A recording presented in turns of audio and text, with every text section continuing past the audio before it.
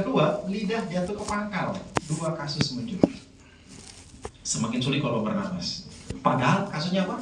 Hanya tidak sadarkan diri. Bisa karena penyakit, bisa karena kecelakaan, atau pingsan biasa. Tapi untuk waktu tertentu yang cukup lama, korban kesulitan bernapas akibatnya apa? Hipoksia, kekurangan oksigen. Tidak tertolong, akibatnya henti napas. Henti napas tidak tertolong, henti jantung, the end. Paham di sini ya? Makanya kembali ke kasus yang pertama saya putar tadi tentang kasus di Arema dan di Itaewon, itu penyebab utamanya. Terjadi kasus penyakit penyelang nafas karena tidak sadarkan diri untuk waktu tertentu, akibatnya henti nafas dan henti jantung. Maka korban berjatuhan sangat banyak pada saat itu. Jelas di sini ya? Bagaimana cara pertolongan pertamanya? Ya, kita cukup lakukan namanya HTCL, ya, head tension lift atau tekan dahi angkat dagu seperti ini. Tekan dahi korban, angkat dagu. Paham ya? Atau dengan bahasa lain kita sebut dengan mendongak. Ya, paham ya? Didongakkan aja udah. Kalau dia sudah mendongak begini, apa yang terjadi? Lidah akan tertarik dari pangkalnya. Kecuali lidahnya panjang sekali, mungkin tetap jatuh ke bawah. Nah, kita angkat ya secara manual. Kalau pakai alat, ada alatnya namanya OPA ya. Tapi teman-teman belum masuk ke arah sana lagi, itu pelatihan khusus ya. Namanya alatnya OPA. Jadi semacam ada alat untuk ganjel lehernya, lidahnya nih. Tapi kalau kita bukan medis, cukup didongakkan saja, ini sudah tertarik lidah dari pangkalnya. Jelas sampai di sini? Nah, bagaimana kalau kita kesulitan karena sendirian? Teman-teman boleh ambil handuk atau baju ganjel di leher belakang. Pinjam handuk ya, selimut pakai selimut lain. Ya. Nah, kan kita hotel nih gampang lah ya. Kalau minimal baju kita pun nggak apa-apa lah. Nah, cara seperti ini teman-teman, gulung secukupnya. Oh ya, seperti ini. Yang kira-kira bisa ganjel lehernya. Nah, cukup ya segini ya. Contoh, misalnya korbannya kan lemes nih. Pas segini. 5 menit. Ya, akibatnya apa? Kepalanya kedongak. Jelasnya di sini ya, secukupnya sih. Jadi ganjel leher belakang. Dan ini efektif teman-teman semuanya. Bisa manual tertahan, bisa kita ganjel leher belakang pakai kain seperti ini, letak di leher belakang. Dan ini apa yang terjadi? HTCL, head tension lift. Maka jalan nafasnya terbuka lebih lebar dan korban lebih mudah untuk bernapas. Jelas ya? Sepele kan kira-kira?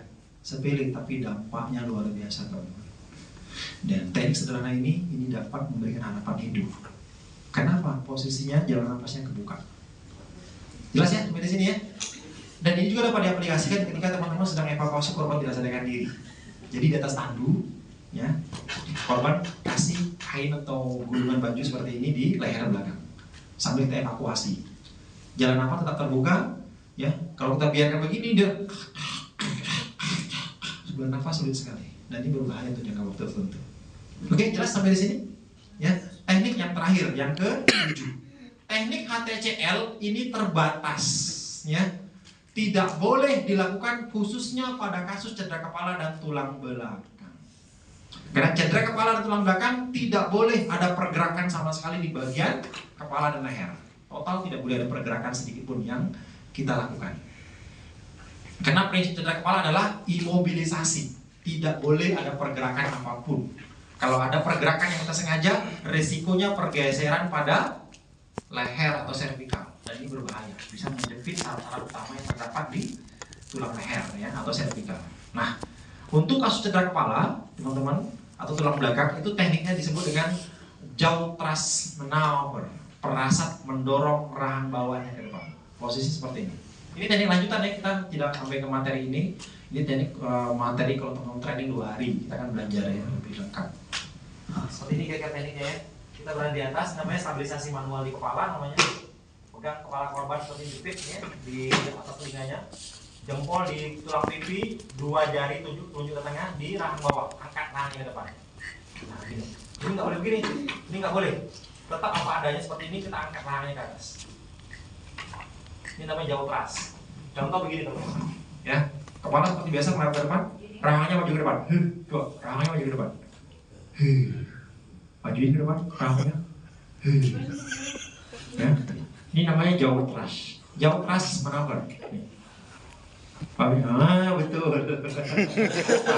Lama-lama di bawah. Paham ya? Dan teknik jauh teras nih, ini membantu membuka jalan nafas lebih terbuka dengan lebar. Jelas ya?